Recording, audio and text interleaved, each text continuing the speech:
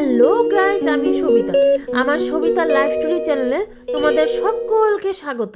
তো এই যে দেখো বন্ধুরা, আমি ভাবি খুব আশা করে থাকি আর কি এই গাছটার মধ্যে, এই যে কুমড়ো গাছটার মধ্যে যে কবে যে একটা কুমড়ো ধরবে। তো জানো, এত দুঃখের একটা ব্যাপার হয়ে দাঁড়িয়েছে যে যতবার ফুল ফুটে আমি অতবার ফুলগুলো দেখে আসি। তো দেখে নিচের দিকে তাকাই, নিচের ওই যে কুমড়ো হয় নিচটা, তো উপর দিকে ফুলটা ছড়ানো। তারপরে কি করি জানো, এই ফুলটা উপর দিকে উঠিয়ে দেই যে দেখতে পারি যে নিচে যে কুমড়োটা আছে কিনা। তো কুমড়ো যদি কোনো সময় কোনো ফুলটার মধ্যে দেখি কুমড়ো নাই, তাহলে মনটা খারাপ হয়ে যায়। এই আর কি, এই করতে করতে 3-4টে কুমড়ো এমন ধরেছে, পরে লাল লাল হয়ে পেকে পড়ে গেছে। তো এই আর কি, খুব গাছটার মধ্যে খুব আশা করেছিলাম যে কুমড়ো একটা হবে।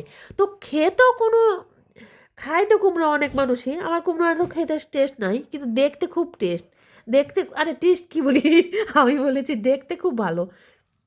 দেখার থেকে আর আরে কি বলতেছি উল্টোপাল্টা, খাওয়ার থেকে দেখাটাই হলো অনেক শান্তি। খাওয়ার থেকে দেখাটা অনেক শান্তি।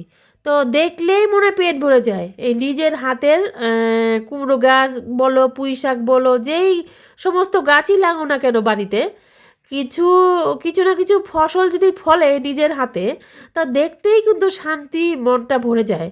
এই আমার মতো তোমরা কে কে আছো যে এমন এমন যে হয়, আমি একটা মানুষ, হ্যাঁ, প্রত্যেকটা জিনিসই লাগানোর সময় লাগিয়ে খুব ভাবি যে হবে কবে, হবে কবে।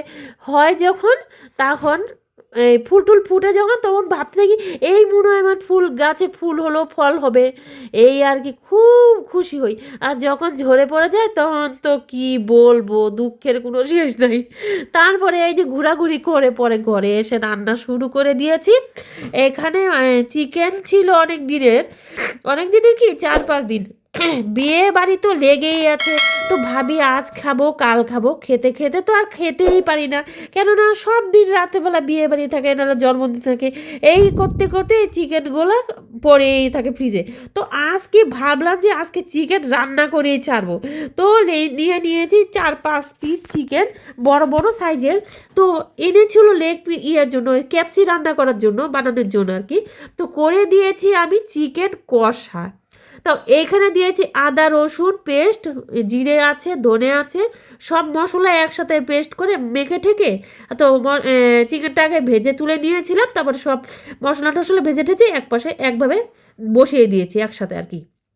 তারপরে রান্না টান্না করে চান টান করে খেয়ে দিয়ে বেরিয়েছি পাড়া বেড়াতে। তো আমার তো স্বভাব জানোই, তোমরা স্বভাব এরকম। তো যে যে জানো সে জানো, আর যে জানো না তো জানোই না।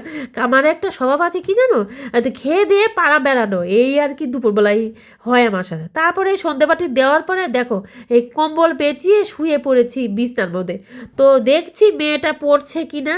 তো এমন ফাঁকিবাজ মেয়ে আমার, জানো, এই কি করে, আমি যদি চোখটা একটু লেগে থাকে, আমার চোখটা লেগে আসে শুইতে শুইতে, তো ও কি করে, ও উঠে দাঁড়িয়ে পড়ে, ও বই পড়তে চায় না।